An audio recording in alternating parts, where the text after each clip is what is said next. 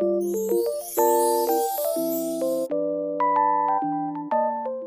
I the asshole for not wanting to contribute to my stepson's college fund? I, 39 male, and my wife, Emily, 38 female, have been married for 12 years. Emily has a son, James, from a previous relationship with Dan. Em left Dan when she caught him cheating with a coworker. They shared 50-50 custody of James. I met Em about a year after she left Dan.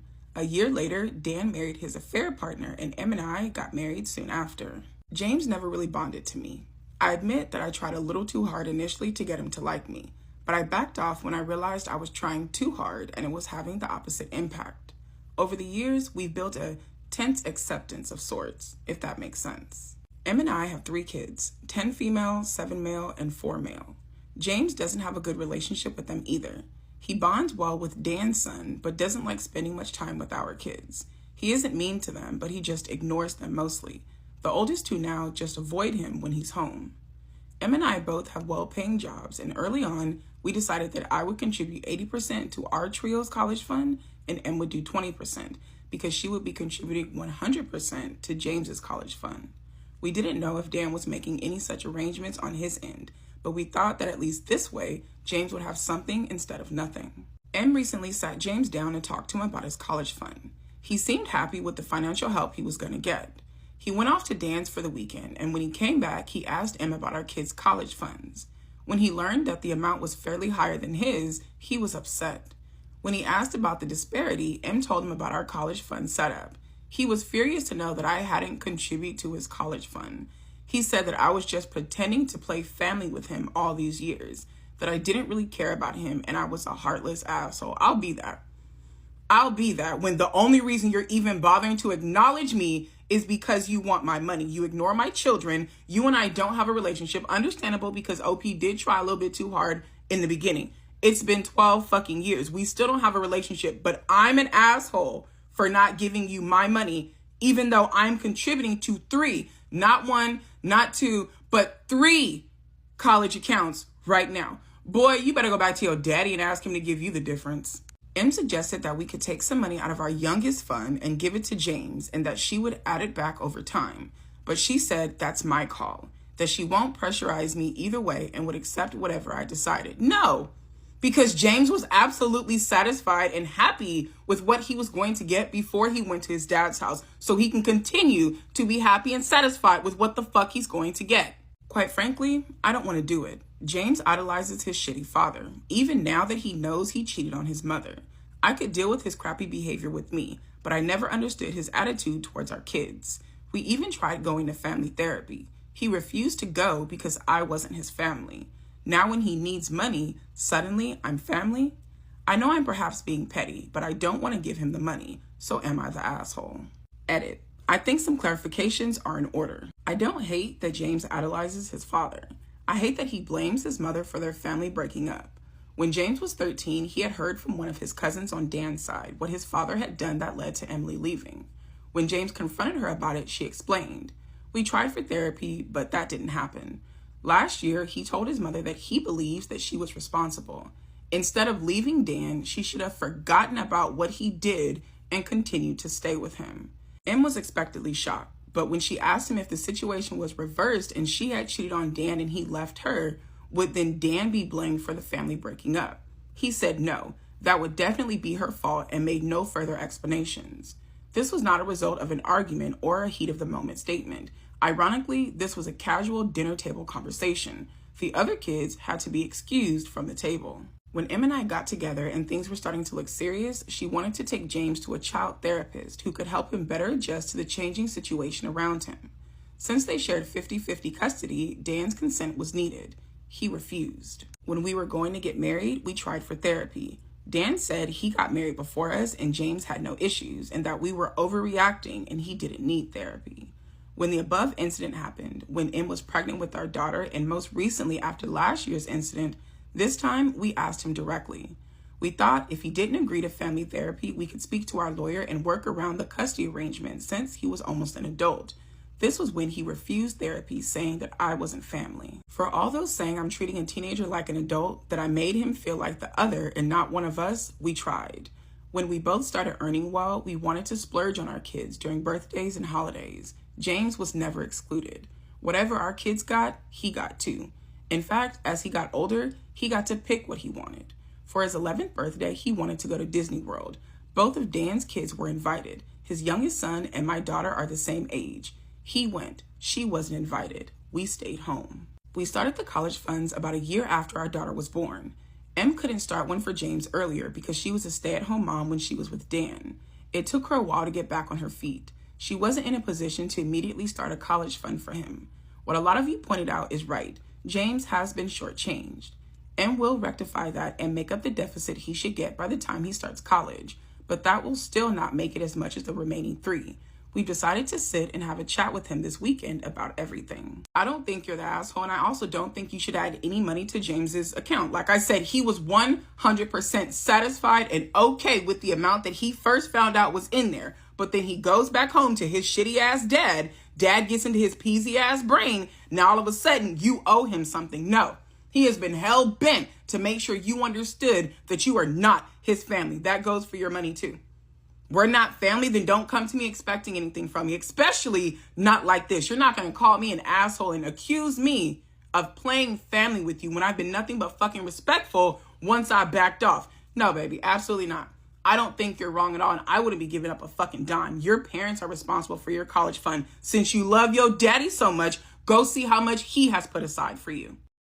Am I the asshole for pulling away from my identical twin sister, even though I know it's caused her to spiral? I, 18 female, am an identical twin. Our parents encouraged an insanely close to the point of codependency relationship, and my sister fell hard into it, while I resented the hell out of it. Our parents even named us super similarly. My sister is Katie, and I'm Casey. The spelling of my name was chosen intentionally.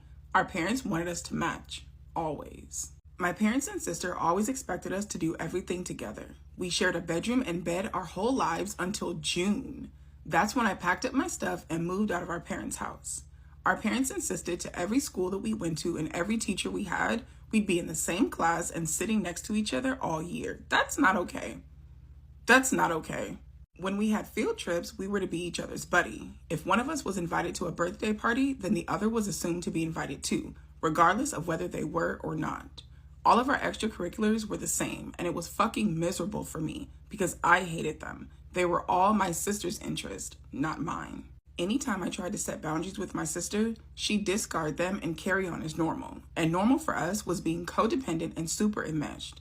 I was never very close to our parents, but I gave up on ever having a good relationship with them when I was 11. They got mad at me for keeping a secret friend from my sister. Wow, they actually accused me of bullying her because I wanted to keep a friend to myself. That's how bad things were. That's fucking terrible. You weren't allowed to be an individual at all.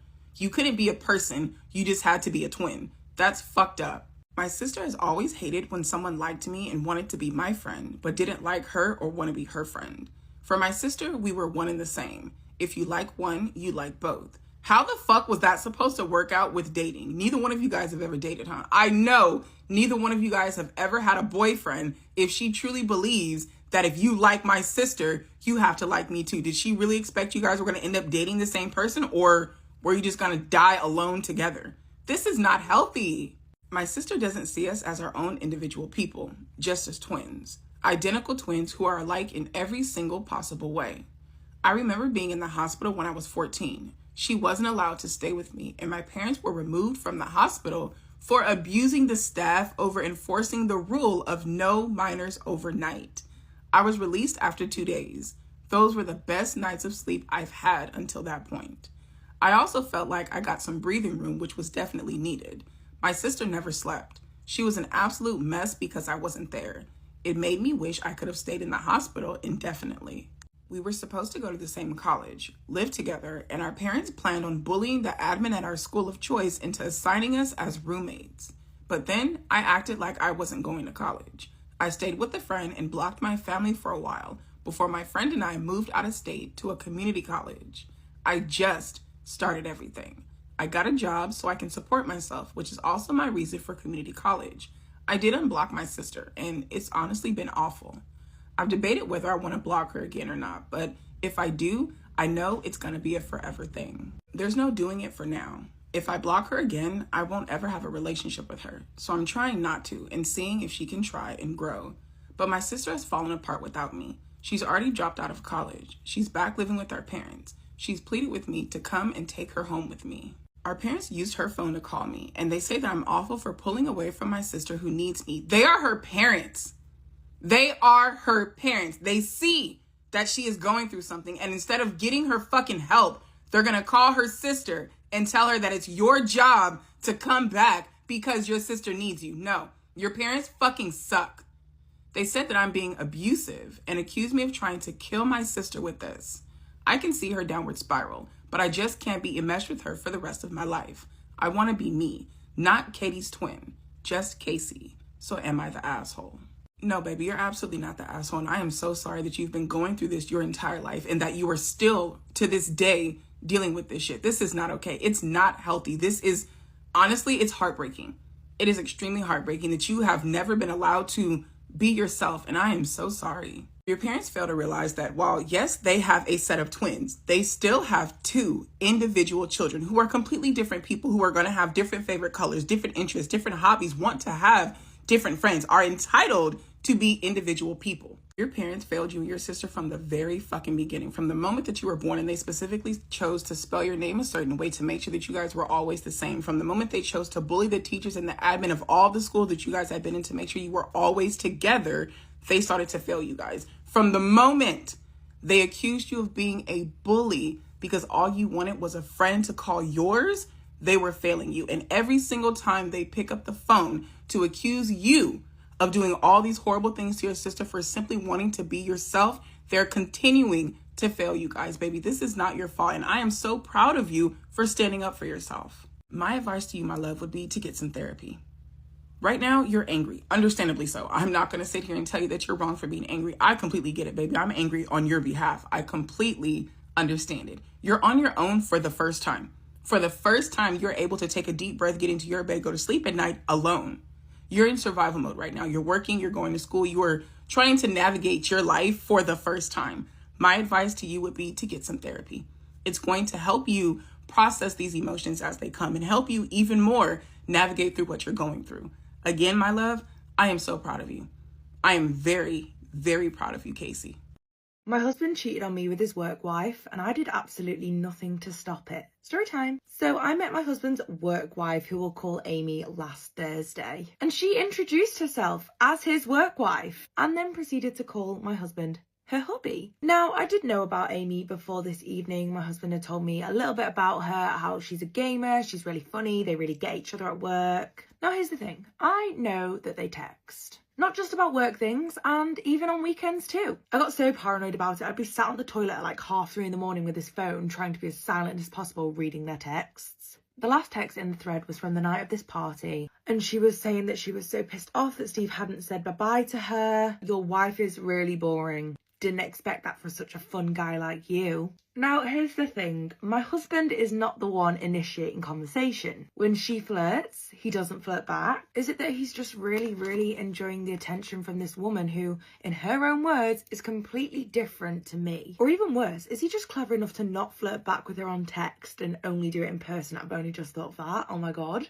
So I really, really need your advice on what to do in this situation. I went out to brunch with my mum and sister this morning, and they all said I am completely the arsehole for not nipping this in the bud sooner. They are saying it is my fault that I'm almost allowing this to happen because I didn't confront him that first night at the party when I met her. I then didn't bring up the texts, but I disagreed and basically said that I can't be in a relationship like this. I don't want to be having to stand guard on my husband to keep him away from temptation. I want to be in a relationship where if he wants to be with me, he'll be with me. And then if he cheats on me, I don't want to be with him. My mum then called me a moron. But I don't want to be the wife that tells her husband to end a friendship because I'm insecure. So what do you think I should do in this situation?